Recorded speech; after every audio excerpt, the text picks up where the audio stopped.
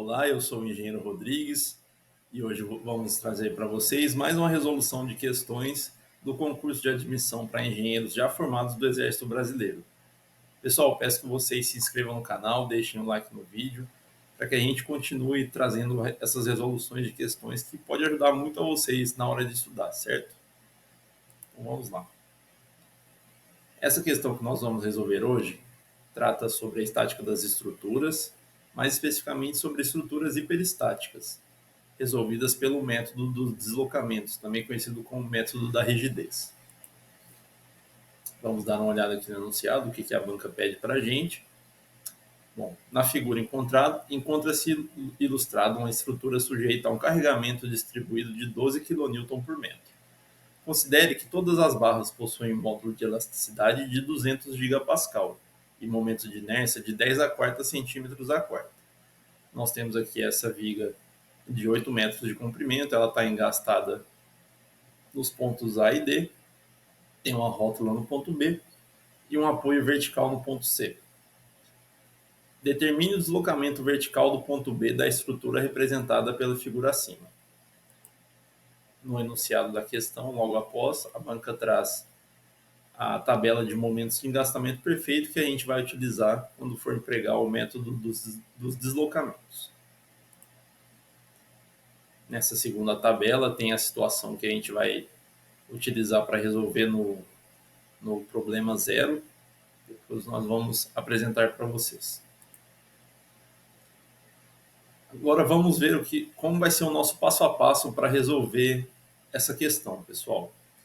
Então, inicialmente a gente vai determinar quais nós da estrutura em que será necessário a gente impor vínculos, a gente restringir algum tipo de deslocamento. E como que nós vamos escolher esses pontos? Esses pontos serão aqueles em que a gente não conhecer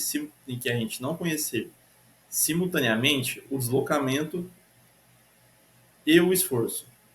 Mas a seguir a gente vai explicar. Depois nós vamos resolver cada caso de deslocamento para montar o sistema de equações de equilíbrio. Então a gente resolve o sistema de equilíbrio de forças e encontramos os valores que resolvem o problema. Vamos lá, passando pela nossa estrutura, no ponto A, no nó A, nós conhecemos o giro, que é 0, e o deslocamento vertical, que também é 0. No nó B, nós conhecemos o momento fletor, ele é 0, mas não conhecemos nem o esforço cortante e nem o deslocamento vertical. Então, é necessário que a gente coloque um vínculo de restrição no deslocamento vertical no ponto B. No ponto C, a gente não conhece o momento e nem o giro, mas conhecemos o deslocamento vertical, ele é nulo. Ou seja, a gente precisa colocar um vínculo que restrinja o giro nesse nó C. No ponto D, como no ponto A, nós conhecemos o giro e o momento, ambos, o giro e o deslocamento vertical, ambos são nulos. Então, a nossa estrutura que nós vamos utilizar para resolver esse problema vai ficar dessa maneira. Nós vamos restringir o deslocamento vertical em B e restringir também o giro em C. As convenções que nós vamos adotar para o elemento são essas. O momento ele é positivo no sentido anti-horário, como é estabelecido na tabela de momentos de engastamento perfeito. E para cortante, pessoal, não faz tanta diferença. O importante é que a gente, ao passar esses esforços do elemento para o nó, mantenhamos uma convenção que ela seja coerente, ok? Bom, a nossa estrutura real é essa da esquerda. Nós vamos dividir ela em 3 problemas. Ela vai ser o problema 0, que é o problema só com o carregamento e os vínculos que nós incluímos na estrutura. Depois o problema 1, que é a estrutura sem nenhum carregamento, mas com deslocamento unitário de uma unidade para baixo no ponto B. E o problema 2, que vai ser a estrutura sem nenhum carregamento e com um giro unitário no sentido horário no ponto C. Então, quando a gente resolver esses problemas da direita, nós vamos conseguir recuperar a estrutura da esquerda. e determinar quais são os deslocamentos Δ1 e Δ2 que fazem com que haja equivalência entre esses problemas, ok? Então vamos para o problema zero. Nós vamos determinar as forças, a força vertical no ponto B e o momento fletor no ponto C para todos os casos que foram apresentados. No trecho AB, para o problema zero, nós temos o carregamento uniformemente distribuído de 12 kN por metro. Então, esse carregamento ele vai gerar um resultante de 12 vezes 2, que é 24 kN. E o momento que vai agir no engaste, ele é dado naquela tabela de momentos de engastamento perfeito. Ele vale a carga vezes o comprimento do elemento ao quadrado dividido por 8. Então, ele vai valer aqui 6 kN vezes metro. Agora, para encontrar as reações, os esforços cortantes nessa barra, nós vamos dividir aqui por etapas. Primeiro, a parcela equivalente ao carregamento uniformemente distribuído, ele vai ser distribuído igualmente para cada um dos nós da estrutura. Vai ficar com 12 kN para cima no nó A e o mesmo valor no nó B. E a parcela que combate o momento de 6 kN vai valer 6 dividido pelo comprimento do elemento. Então, nós vamos ficar aqui com 3 kN para cima no nó A e 3 kN para baixo no nó B. Vocês podem notar aqui que esse binário que nós fizemos, ele vai estar atuando no sentido contrário do momento. Eu acho essa maneira uma maneira mais rápida de fazer o cálculo do equilíbrio. Nós não precisamos montar a equação e fazemos de uma maneira mais rápida. Somando as parcelas do lado do nó A e no nó B, nós temos 15 kN para cima no nó A e 9 kN para cima, vertical para cima no nó B. Passando para o elemento BC, nós temos uma situação de carga muito parecida com o elemento AB, só está aqui espelhado, né? Então, a força resultante dessa força uniformemente distribuída vai valer 24 kN e o momento que vai estar atuando no engaste também vai valer 6 kN vezes metro. Mais uma vez, vamos aqui calcular os esforços cortantes em cada um dos nós. Temos 12 kN para cada lado e, novamente, o binário que vai combater esse momento fletor. A força devida à reação da força uniformemente distribuída vale 12 kN para cima em cada um dos dois nós, e o binário que combate o momento vale 3 kN, fazendo com que girando no sentido anti-horário. Então, do lado esquerdo, no nó B, nós teremos 9 kN para cima, e no lado direito, no nó C, nós teremos 15 kN para cima. Analisando o elemento CD, nós temos uma viga que ela está engastada nos dois nós, no nó C e no nó D, porque nós incluímos esse travamento de giro no nó C. Então, retornando à tabela de momentos de engastamento perfeito, nós temos um momento atuando de 16 kN vezes metro no nó C, tracionando as fibras superiores da barra, e o mesmo valor de momento de 16 kN vezes metro atuando no nó D, da mesma forma, tracionando as fibras superiores da barra. Para calcular os esforços cortantes, nós vamos simplesmente dividir a resultante da força uniformemente distribuída por 2. Então, essa resultante vale 12 vezes 4, que é 48 kN. Dividido por 2, a gente fica com 24 kN em cada lado da barra. Depois, recuperando a estrutura inteira para que a gente possa jogar esses esforços para o nó, nós temos no nó B, jogamos aqui 9 kN vindo do elemento AB, e jogamos aqui mais 9 kN vindo do elemento BC. Então, essa nossa força VB0 vale menos 18 kN. Do mesmo modo, para o nó C, nós devemos fazer um equilíbrio de momento. Então, nós jogamos aqui 6 kN vezes metro do elemento BC e jogamos aqui 16 kN vezes metro do elemento CD. Somando essas parcelas, nós chegamos ao momento em C de menos 10 kN vezes metro. Lembrando, pessoal, que no método do deslocamento nós vamos fazer o equilíbrio de forças nos nós para cada um dos elementos da estrutura. Então, é muito importante que a gente tenha atenção na hora de trazer esses esforços do elemento para o nó. Lembrando aqui que quando a gente somar a estrutura, se a gente está pensando em esforços internos, os dois têm que ter sentido contrário.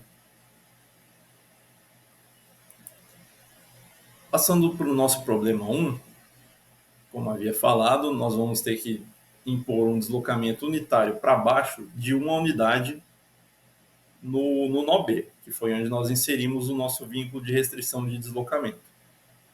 Para o elemento AB, isso vai gerar um momento de 0,75 EI no nó A, tracionando as fibras superiores do elemento.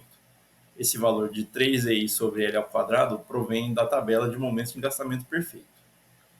Partindo para os esforços cortantes, nós vamos ter um binário que combate esse momento e o valor dele vai ser o momento no nó A dividido pelo comprimento da barra, que é 2 metros. Então, nós teremos uma força de 0,375 vezes EI para cima no nó A e uma força com esse mesmo valor, só que com sentido para baixo no nó B. Seguindo para o elemento BC, nós temos o mesmo deslocamento aplicado, lembrando que ele é aplicado no nó da estrutura inteira.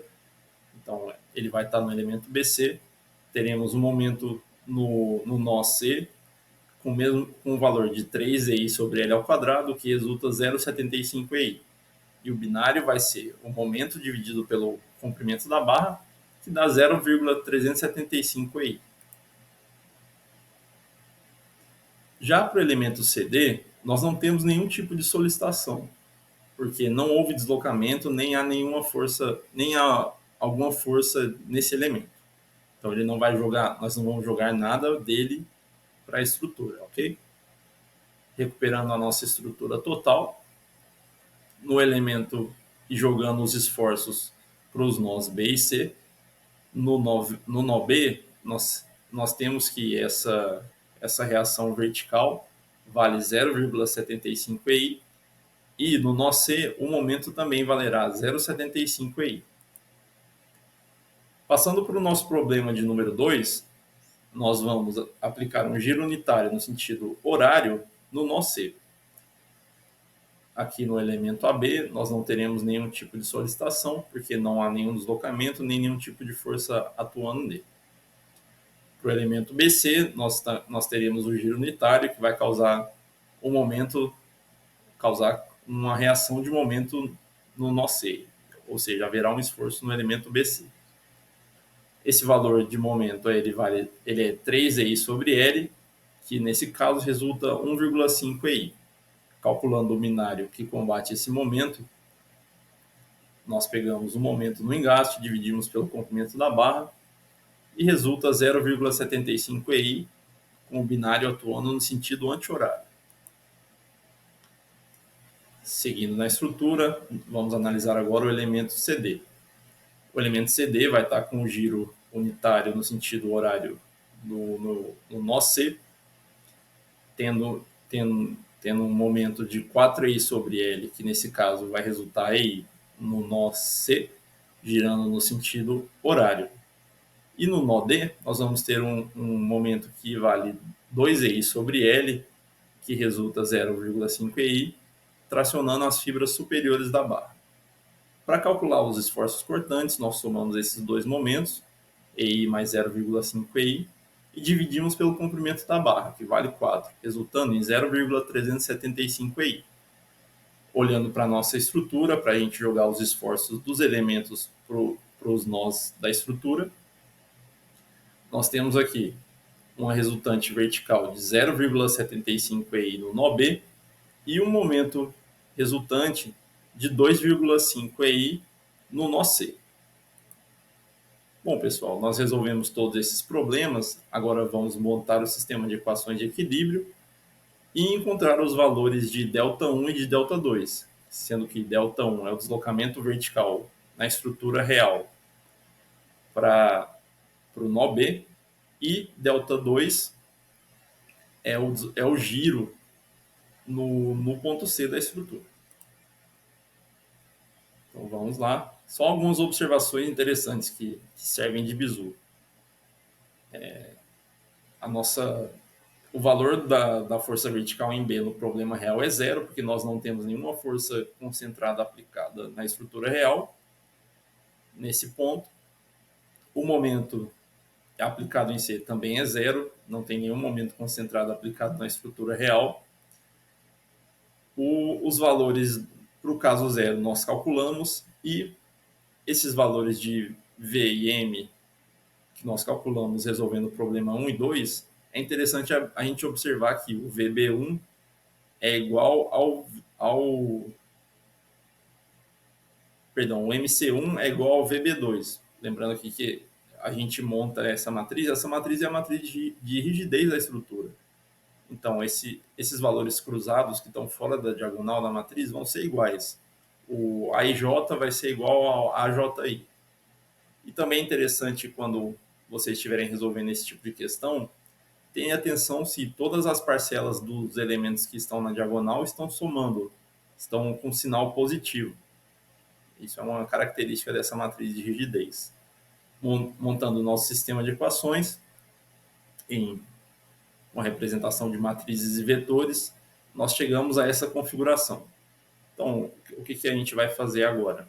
Nós vamos multiplicar a matriz por esse vetor e abrir a equação, fazendo a manipulação matemática para que a gente ache o valor de ΔI, que é o que a questão nos pede.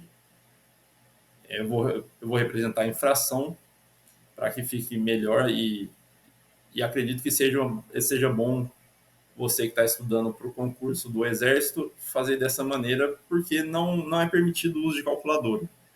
Então é melhor você colocar em fração e fazer o MMC e fazer essa conta só quando chegar ao resultado final mesmo. Nessa equação 1, nós temos que 3 quartos de EI vezes o ΔI mais 3 quartos de EI vezes o ΔI é igual a 18. E na equação 2 temos 3 quartos de EI ΔI mais 10 quartos de EI ΔI é igual a 10. Eu vou multiplicar essa segunda equação por menos 3 décimos dos dois lados, para que a gente faça essa soma e anule o elemento que está multiplicando o ΔI. Dessa maneira, a gente obtém diretamente o ΔI. Então, somando essas duas parcelas, nós temos que menos 9,40 avos EI ΔI, menos 3 quartos EI ΔI, mais 30,40 avos EI ΔI, mais 3 quartos de EI ΔI é igual a 15. Somando as parcelas do lado esquerdo da equação, 21,40 avos EI mais vezes ΔI é igual a 15. Então, nós vamos fazer a multiplicação cruzada. ΔI é 200 sobre 7 EI. O que nos falta aqui? O que nos falta para chegar ao resultado final da questão é achar o valor de EI. Também é interessante que a gente tenha atenção nas unidades aqui, pessoal. Nós estamos trabalhando com forças em kN e momento em kN vezes metro. Então, o valor do módulo de elasticidade precisa estar em kPa e o momento de inércia em metros a quarta. Fazendo essas transformações e o respectivo produto, nós chegamos a um valor de EI de 20.000 kN vezes metro quadrado. Retornando esse valor para a expressão do ΔI, nós chegamos que o ΔI é 1/700 avos. Como conclusão, nós temos que, utilizando o método dos deslocamentos, ou o método da rigidez, calculamos o deslocamento vertical no ponto B igual a 1 sobre 700 metros. Esse deslocamento ele é para baixo. Pessoal, peço novamente que vocês se inscrevam no canal, deixem o like no vídeo, coloquem nos comentários se vocês gostaram dessa resolução e peço que fiquem de olho, ativem o sininho, porque a gente vai postar mais resoluções e em breve teremos novidades no canal, ok? Bons estudos!